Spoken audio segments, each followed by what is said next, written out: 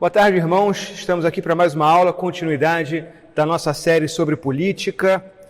Já falamos na introdução sobre a relevância da doutrina cristã, sobretudo do pecado original, para a nossa análise das diferentes ideologias políticas. Nós tratamos primeiro do liberalismo, tratamos na semana passada do conservadorismo e hoje nós vamos tratar do nacionalismo. Quero antes ratificar as indicações bibliográficas. Essa aqui é a que a gente tem indicado semanalmente, é a base da nossa série, Visões e Ilusões Políticas, do David Koyzis, que é um canadense reformado, muito interessante. Indico a todos os irmãos que comprem para poderem acompanhar essa série e terem uma introdução bem interessante à política, para que a gente possa entender melhor o cenário político atual e para que a gente possa se posicionar melhor nas diferentes questões políticas, sobretudo enquanto cristãos. Esse livro estava até em promoção na Amazon essa semana, não sei se ainda está. Tem o livro também, Como Ser um Conservador, do Roger Scruton. Eu tenho em Kindle, não está ele aqui. Nesse livro tem um capítulo sobre o nacionalismo, que é muito interessante também. E, sobretudo, esse livro aqui, que é A Virtude do Nacionalismo, de Johan Razoni. O interessante desse livro aqui, que ganhou um prêmio no passado de livro conservador do ano, é um livro que tem sido muito falado, muito discutido, porque é raro a gente ver abordagens positivas acerca do nacionalismo. E Razoni é um judeu ortodoxo de Israel, e o interessante é que ele usa a Taná, que é a Bíblia hebraica, para elaborar a sua defesa do nacionalismo. Então é muito interessante, porque tem um recurso constante ao Antigo Testamento e ele tenta desmistificar alguns mitos em torno do nacionalismo e apresentar aquilo que para ele seria a virtude do nacionalismo. Muito recomendada essa obra aqui. Bom, vamos começar com uma oração? Senhor, te agradeço por estarmos aqui na igreja, uma igreja onde temos espaço para discutir e conversarmos sobre temas como esse. Que o Senhor abençoe essa exposição e que, por meio de um assunto secular, o Senhor possa nos instruir para que a gente tenha uma mentalidade cada vez mais cristã no mundo hoje, a gente se posicione melhor na política. Em nome de Jesus Cristo, amém. Bom, nacionalismo, vício ou virtude, como propõe Razoni. O nacionalismo talvez pareça ser um tema não tão presente na nossa realidade cotidiana. Geralmente nós temos maior interesse naqueles movimentos políticos que têm uma representação mais robusta, que têm partidos políticos em sua defesa, que têm personalidades intelectuais ou políticos que arrogam para si a defesa desses movimentos, como o liberalismo, mais recentemente o conservadorismo tem um movimento crescente em sua defesa, o socialismo. Essas ideologias políticas parecem mais presentes no cenário político, pelo menos no cenário político brasileiro. Então, o nacionalismo ele parece um pouco mais distante dos nossos interesses diretos e é muito difícil a gente encontrar pessoas que se apresentem claramente como nacionalistas e que se proponham, como Razoni faz, a defender uma concepção de nacionalismo. O nacionalismo, geralmente, ele é associado a uma carga negativa muito grande. A ele são associados os males da xenofobia, da intolerância, do racismo. É apresentado, via de regra, como um movimento de inspiração fascista. O próprio nazismo, os males do nazismo são atribuídos a um suposto ímpeto nacionalista de Adolf Hitler. Então, toda sorte de barbaridade é atribuída ao nacionalismo. Então a gente carece de uma explicação, de uma introdução mais íntegra e, por assim dizer, mais imparcial a esse tema, a partir de seus principais defensores. John Stuart Mill, naquela obra sobre a liberdade, tem um trecho muito interessante que ele fala: se a gente quiser aprender sobre um determinado assunto, a gente tem que aprender a partir dos seus principais expoentes, dos seus principais defensores. Se eu quero estudar a controvérsia entre calvinismo e arminianismo, evidentemente, para falar de arminianismo, eu não posso só ler autores calvinistas. Eu preciso ler os principais expoentes do arminianismo, para saber exatamente o que seus melhores defensores estão defendendo. E por isso a gente é carente de literatura bibliográfica em defesa do nacionalismo, e por isso que a obra do Razzone é tão importante. E também, sem uma compreensão do que é nacionalismo, a gente fica um pouco perdido para entender os principais eventos políticos da história recente do mundo.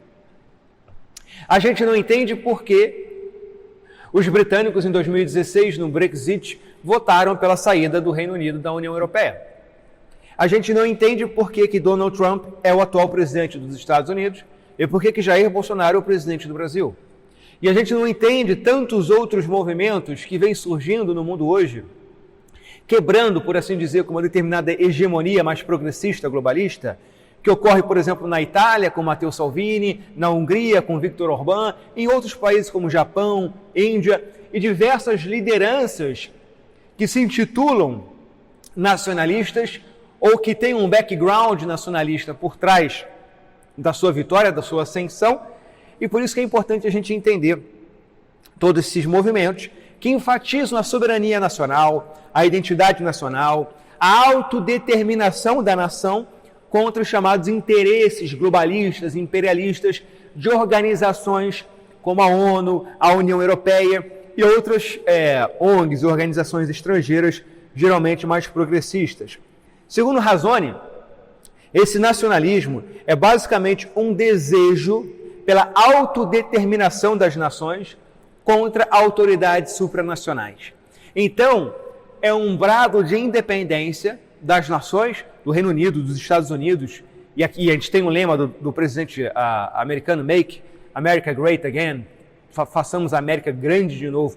Então, ele coloca essa identidade, a soberania, a autodeterminação da nação americana acima de qualquer autoridade supranacional.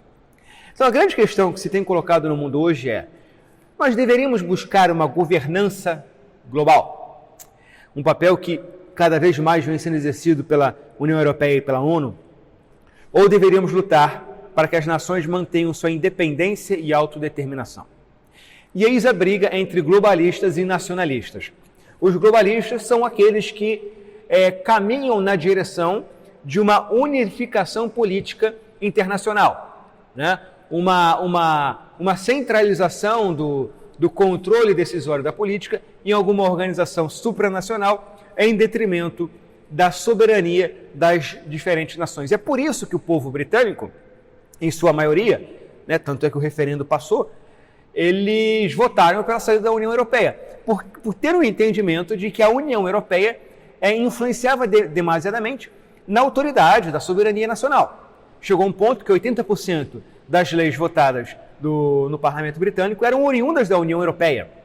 Então, até que ponto essa forma de organização globalista respeita o direito à autodeterminação dos povos e a democracia, o sistema democrático, onde o poder emana do povo e é o povo que deve controlar a autoridade política e não um burocrata lá em Bruxelas ou coisa do tipo. Então, eu ousaria dizer que a grande divisão política no mundo hoje é entre globalistas e nacionalistas, aqueles que contrariam as autoridades dessas organizações supranacionais, esse movimento em prol de uma unificação, e afirmam a soberania e o direito à autodeterminação das nações. Melhor do que a diferença entre liberais e socialistas, entre esquerda e direita, talvez a distinção entre globalistas e nacionalistas melhor descreva o cenário político internacional hoje. Mas veja, a pretensão aqui não é julgar, analisar os méritos concretos de cada um desses movimentos ou personalidades que se dizem representantes do nacionalismo, né? Não é julgar se o nacionalismo de Trump, de Bolsonaro, de Salvini é positivo ou não, né? Até porque não tenho competência para isso.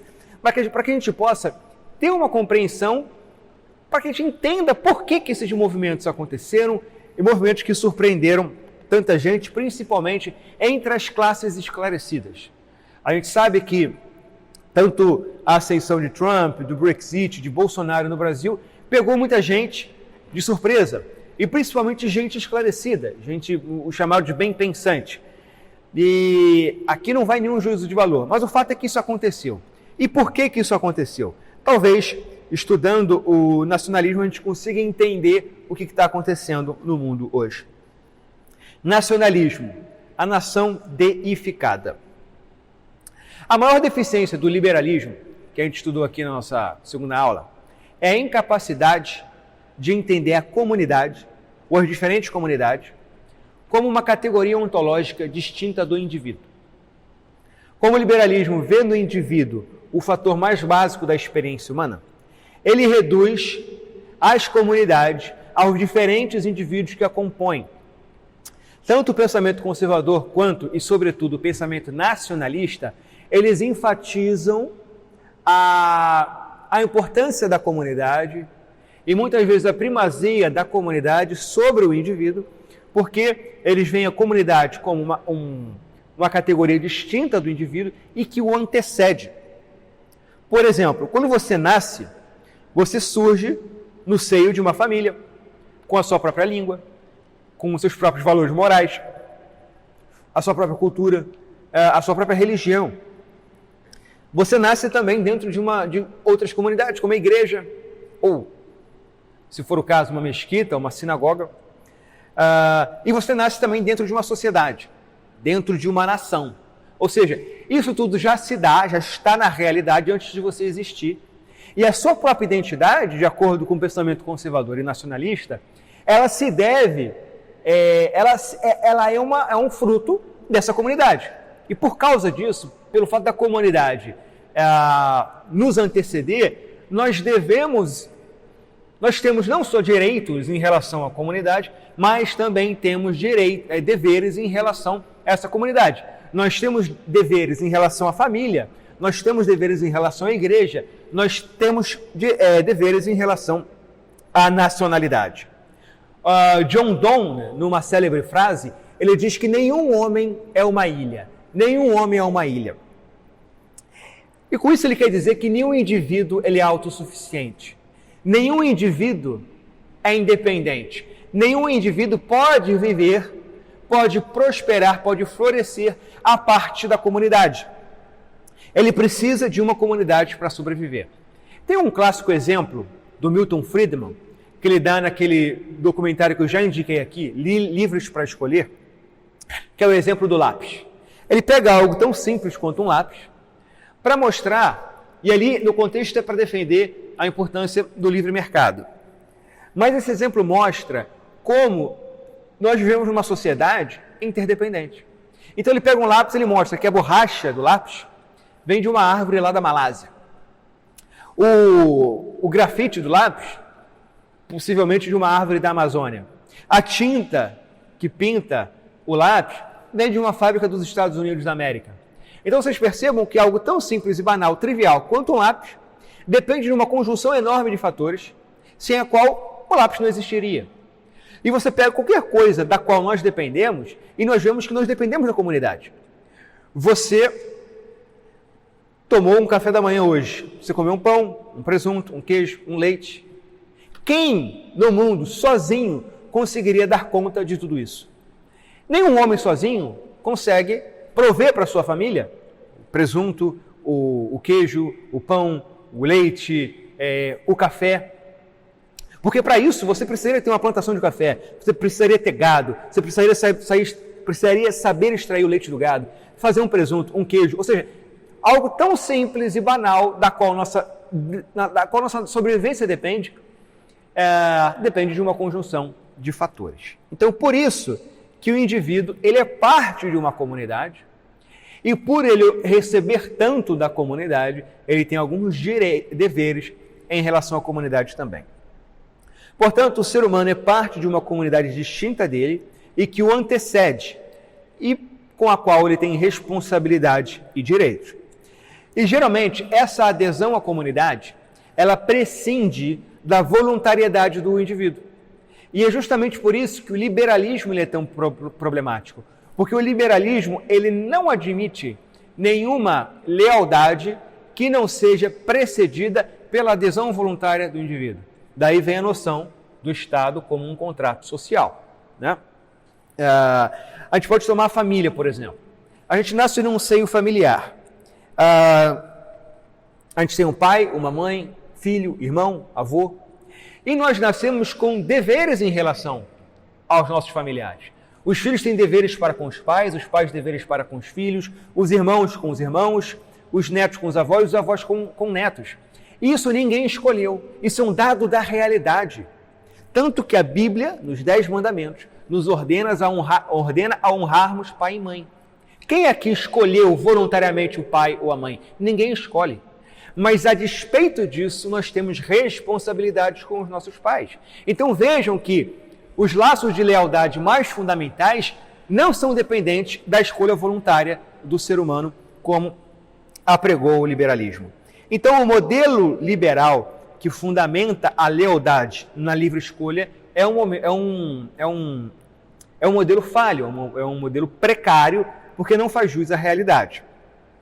David Koizes diz o seguinte: o nacionalismo reconhece que as pessoas buscam sua identidade em comunidades que exigem sua lealdade e impõem-lhe diversos níveis de sacrifício pessoal pelo bem-estar coletivo.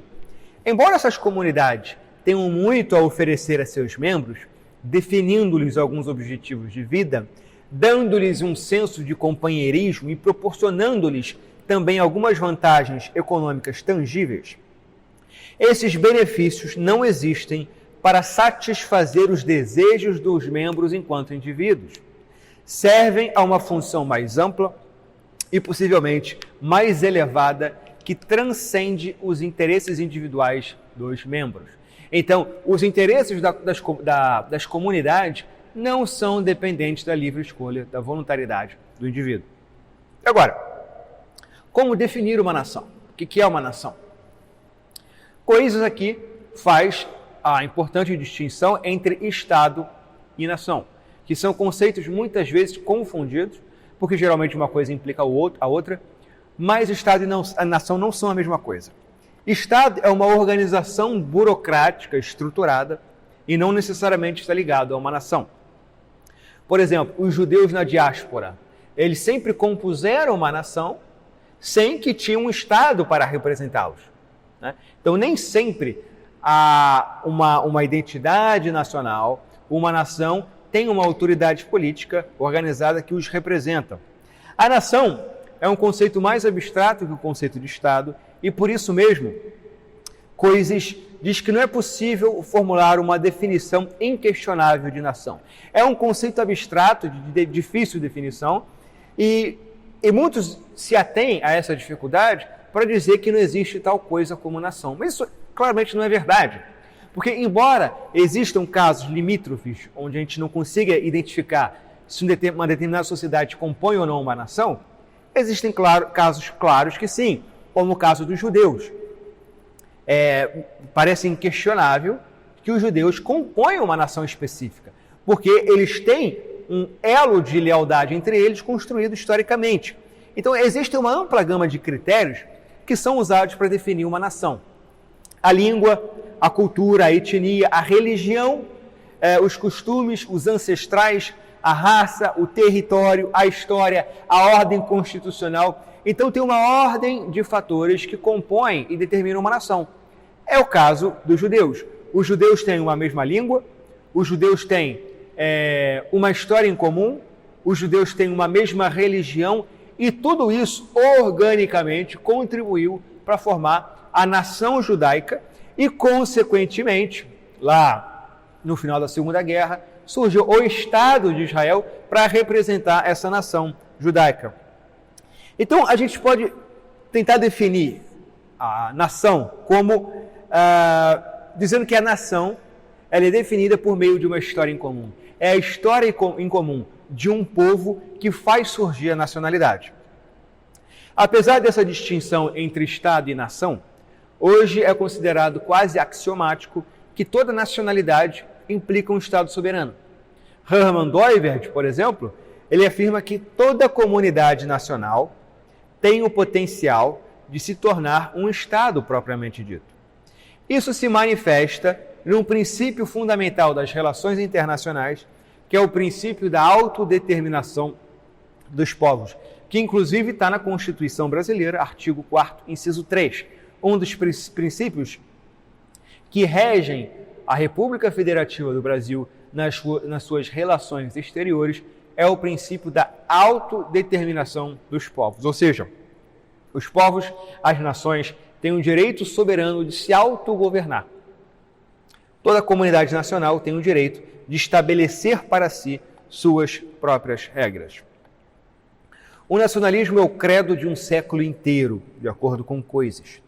Segundo Hans Kohn, citado por Coises, o nacionalismo é uma disposição da mente que reconhece no Estado-nação a forma ideal de organização política e na nacionalidade a fonte de toda energia cultural, criativa e do bem-estar econômico. Então, Coises ele vai seguir uma ideia de que o nacionalismo veria na nação, na nacionalidade, o foco supremo de lealdade do indivíduo. Então, a maior lealdade do indivíduo no nacionalismo, de acordo com essa ideia que Coises vai seguir, seria o maior foco de lealdade supremo. O foco de lealdade de seus membros, que dependem dele, dependem da nação, para seu bem-estar e, até certo ponto, para a sua existência. Então, isso elevaria a nação acima do indivíduo, acima da família, acima da religião, acima da igreja e todo tipo de comunidade inferior no sentido de ser mais reduzida e estar debaixo da autoridade inferior à nação. Então, nesse sentido, o nacionalismo exigiria uma lealdade incondicional acima de todas as outras lealdades. E por isso seria fundamentalmente idólatra. Então, existe um perigo no nacionalismo de idolatria quando a lealdade à nação se torna o foco maior de lealdade do indivíduo. Mas Johann Razoni entende o nacionalismo num sentido bem diferente e mais positivo. E por isso que ambas as leituras são leituras complementares, porque ao passo que Razoni defende o nacionalismo como algo positivo, Coises vai nos alertar para os eventuais perigos que o nacionalismo pode trazer. O nacionalismo, para Razoni, seria justamente a melhor organização política para proteger as lealdades mais básicas da influência imperial estrangeira. É interessante que Razoni, sendo um judeu ortodoxo, ele vai desenvolver a sua defesa do nacionalismo a partir da Taná, que é o nosso Antigo Testamento, é a Bíblia hebraica. E ele articula a sua visão de nacionalismo a partir daí, dizendo, por exemplo, que o chamado de Israel era para ser uma nação independente. Deus chama Abraão, em Gênesis 12, para fazer dele uma grande nação. Não o chama para fazer dele um imperador sobre todo mundo e para impor uma unidade mundial, em busca de expansão territorial. E aí ele vai elencar alguns pontos interessantes. Em Deuteronômio 2, 4 a 19, Deus diz explicitamente para os israelitas não expandirem seu território para além das nações vizinhas. E nisso, o Deus de Israel é a primeira divindade na história a estabelecer limites territoriais para o seu povo. Então Deus cria uma nação e ele estabelece fronteiras. A nação fica reduzida a um determinado ponto e não tem ímpeto imperial, não tem ímpeto de controle. Vai mostrar também que uma das preocupações constantes na história de Israel é justamente a opressão imperial, a opressão de impérios estrangeiros e a violação ao seu direito de autodeterminação. É o caso da opressão sob o Império do Egito, a Babilônia, a Síria, a Pérsia. Israel constantemente sofreu na mão de diversos impérios que controlavam e impunham, muitas vezes, um pesado jugo sobre a nação de Israel, que não tinha o seu direito à autodeterminação preservado. E ele vai fazer uma interpretação interessante da passagem da Torre de Babel, em Gênesis 11, versículos 1 a 9, e ali a gente vê uma aspiração daquele povo, na construção da Torre de Babel, da imposição de uma ordem política unificada. eles dizem constantemente que seriam seria uma ordem única, uma ordem centralizada, uma ordem mundial centralizada, e com isso alcançariam os céus. E Deus desce, e ele vê que se o povo conseguisse o seu intento, Deus diz, nada poderia impedir o que planejavam fazer. Então Deus vê essa unificação, essa uniformidade política como algo perigoso. Se o Império Mundial conseguisse alcançar a intenção de Babel, nada mais, nem ninguém, conseguiria impor um controle a esse Império Mundial, a essa uniformidade mundial. Vendo isso, o que Deus faz? Deus traz confusão de línguas. E vejam que línguas é justamente um dos critérios que definem uma nacionalidade, né? As nações se juntam em torno de línguas diferentes, culturas diferentes. Então, ao fazer isso, Deus dissipa o poder. Aquela estratégia de unificação é dissipada em diversas regionalidades, representando as diferentes línguas, justamente para dividir o poder político. Razone vai dizer o seguinte, página 31 do seu livro. A Bíblia, desta maneira, introduz uma nova concepção política. Um Estado de uma única nação que é unida, se autogoverna e não tem interesse em submeter seus vizinhos às suas próprias regras. Esse Estado é governado não por estrangeiros que servem ao legislador de uma terra distante, mas sim por reis e governadores, pastores, sacerdotes e profetas extraídos a partir das colunas de integrantes da própria nação. Indivíduos justamente identificados como os mais aptos para permanecer em contato com as necessidades de seu próprio povo, seus irmãos, incluindo os menos afortunados entre eles.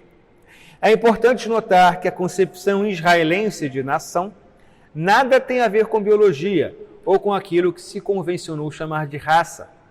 Para as nações bíblicas, tudo depende de uma compreensão compartilhada, transmitida de pai para filho, de história, de língua e de religião. Uma religião, aliás, a qual outros outsiders, pessoas de fora, podem se juntar.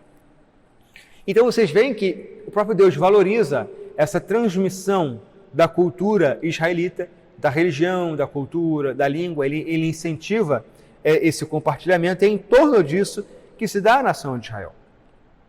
Então Razone vai defender que o nacionalismo é a ideia de que o mundo é melhor governado quando ele consiste de nações independentes, com sua própria constituição, sua própria religião e seu próprio sistema jurídico. Ao contrário do que ele chama de imperialismo, que é a posição de que o mundo é governado melhor quando está sob um único regime. E é esse espírito, esse ímpeto imperialista, a marca dos governos sob os quais Israel tanto sofreu. O Império Babilônio, a Síria, a Persa, o Império Romano, com a sua noção de Pax Romana. Então, a Bíblia, ela parece rejeitar o imperialismo e afirmar uma organização política um pouco mais reduzida em torno da ideia de nação. É interessante, e aqui é um acréscimo meu, a terceira tentação que o diabo faz a Jesus é justamente a promessa de um império. O diabo vira-se para Jesus e diz, tudo isso, todos esses reinos eu te darei se prostrado me adorares. Então isso é uma tentação de governo global, de tornar Jesus o imperador, e Jesus se recusa a cumprir, a ceder essa tentação do diabo. Então esse ímpeto expansionista, que geralmente é atribuído ao nacionalismo, como Coisas também faz em determinado ponto, é atribuído por Razone, na verdade, ao ímpeto imperialista. Essa é a motivação, ou essa foi a motivação, de impérios, como a União das Repúblicas Socialistas Soviéticas, anexando países e nações vizinhas e tentando controlar a ordem global, é esse ímpeto da Alemanha, de Hitler, que não só valorizava a soberania da sua nação, mas buscava impor um controle sobre a Europa como um todo.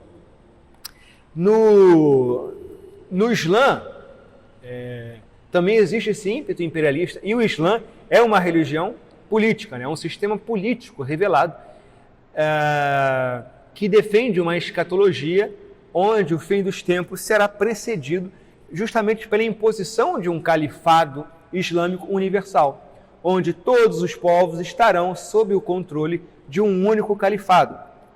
E aí você começa a entender um pouco melhor a escatologia do próprio Estado Islâmico da Síria, né? Então, o surgimento do globalismo entre as elites ocidentais nas décadas recentes é interpretado por Razone não como o surgimento de um novo e mais iluminado princípio de ordenamento político, mas como o ressurgimento de uma ideologia muito mais antiga, a ideologia de uma classe governante imperial que vê nos fortes laços de lealdade à nação como uma ameaça à unidade do império. E é interessante também que foi essa a principal causa de sofrimento dos nossos primeiros cristãos. Qual foi a razão da perseguição dos cristãos primitivos? Não foi o fato de adorarem a Cristo, não foi o fato de terem Cristo como o seu Deus particular, mas foi o fato de não tolerarem nenhuma lealdade maior do que a lealdade a Cristo. E isso era incompatível com a lealdade maior que era exigida de César. Você poderia muito bem praticar a sua religião no Império Romano, desde que fosse mais uma religião sob o controle do imperador, que seria esse sim o maior Deus a qual nós deveríamos a nossa lealdade. E os cristãos não podiam compartilhar com isso. Por quê? Para o cristão, a maior lealdade é a Deus, é a Cristo, e não ao imperador. Então vejam, isso exemplifica como deve ser a nossa lealdade à nação, à igreja, e nos dá um critério interessante. Não é que você não possa ter a nação como fonte de lealdade, ter a família, ter a igreja, isso faz parte, isso não tem nada a ver com idolatria, ok? Você pode ser leal à sua nação, você pode amar a sua nação e buscar defendê-la, você pode amar a sua cultura, a sua língua, não há nada de errado nisso. O problema é quando a ordem dos amores se encontra invertida e você se torna mais leal à nação do que a Deus. Isso não pode acontecer e isso os primeiros cristãos recusaram, e a lealdade maior a Cristo do que a César custou-lhes a vida. Então nós percebemos que tanto o nacionalismo quanto o conservadorismo têm um papel relevante em frear esse absolutismo individualista liberal, porque nos países em que os valores da nação, os valores da família, da sua própria cultura e religião foram dispensados, são os países em que a lógica liberal vai sendo levada às últimas consequências, de modo que o ser humano tornou-se, por fim, uma ilha, um absoluto, um Deus. E como disse John Donne, repetindo, nenhum homem é uma ilha, nenhum homem pode viver de forma isolada. Então esse individualismo exacerbado corta os laços de lealdade à religião, à família, à nacionalidade, e o indivíduo se torna soberano e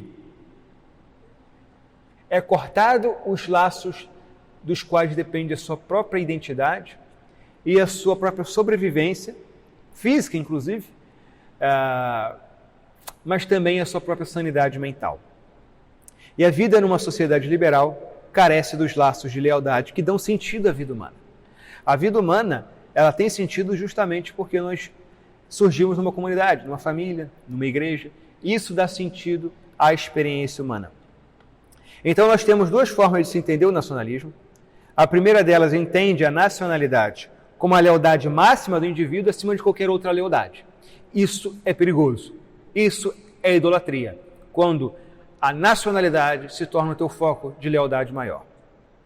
E a segunda entende a nacionalidade como a melhor forma de organização política e preservação da tradição de uma sociedade e resistência a esse ímpeto imperial globalista. Pecado e salvação no nacionalismo. Qual seria então o pecado original para o nacionalista? Seria, em última análise, o domínio de quem é diferente deles. Seja em matéria de raça, cultura, língua ou religião, seria o domínio por uma nação estrangeira. É interessante deixar claro que, quando a gente aponta o pecado original de uma determinada ideologia, a gente não está com isso querendo dizer que isso que a ideologia aponta como pecado original não seja realmente ruim ou de alguma forma prejudicial. A gente pode reconhecer que o domínio por uma cultura estrangeira é algo ruim. No entanto, sem ver nisso a raiz de todo o mal. Então, é esse o problema dessas ideologias quando elas enfatizam um aspecto da realidade como a raiz de todo o mal. E é aí que elas pervertem o sentido bíblico do pecado original e transferem o sentido do pecado original para alguma característica da obra criada. E daí, como a gente já viu, vem todo tipo de violência, porque a partir do momento que você identifica a raiz do mal num aspecto da criação, você vai buscar destruir esse aspecto da criação. Então, até certo ponto, esse temor de ser governado pelo estrangeiro é compreensível. É natural se esperar que nós sejamos melhor governados por um representante nosso, que vem do nosso próprio seio. A representação deve provir da comunidade, como no antigo Israel era assim. Porque, de outro modo, o representante não tem nada a perder ou ganhar na comunidade em nome da qual alega falar. No entanto, nem sempre, e aí vem o problema do nacionalista, quando entende a salvação com a independência e a soberania nacional e deposita demasiada fé na soberania e na autodeterminação nacional. Porque nem sempre a libertação do domínio estrangeiro resulta na salvação prometida pela utopia nacionalista. Há diversos exemplos de estados libertados no pós-guerra, seja na África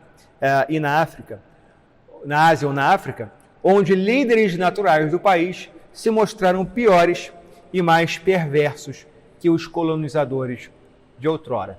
Então, nem sempre a autodeterminação nacional é a melhor forma de se construir a política. Por isso, não há problema para o cristão ser um nacionalista, ser um conservador. O problema é quando essas lealdades tomam espaço da lealdade que é devida exclusivamente a Deus e a salvação ela é atribuída à conquista de algum aspecto da natureza ou da criação divina, seja a manutenção dos valores morais ou a libertação da nação. A única salvação prometida é para o mundo vindouro por meio de Cristo. Nem a nacionalidade, nem o conservadorismo, nem o socialismo podem nos prometer a salvação. Apesar disso, a gente pode, legitimamente, valorizar a cultura nacional, a soberania nacional e ver nisso como algo positivo e algo que nós deveríamos defender e até mesmo algo a que os cristãos deveriam valorizar. Se nós entendermos a criação como obra de Deus, é de se esperar que esses laços de lealdade que são formados organicamente em torno da nação, da família, sejam representação, sejam expressão da própria vontade divina, porque foi Deus que criou o mundo da forma que ele é. Então, cuidemos com o pecado da idolatria, das falsas promessas de salvação e atenhamos-nos àquele que é o único que pode verdadeiramente nos salvar, que é Cristo. Deus abençoe a todos.